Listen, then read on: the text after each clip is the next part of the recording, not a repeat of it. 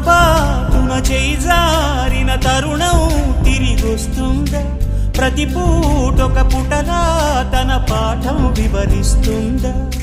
మన కోసమే తనలో తను రగిలే రవి తపనంత కనుమూసిన తరువాతనే పెను చీకటి చెబుతుందా?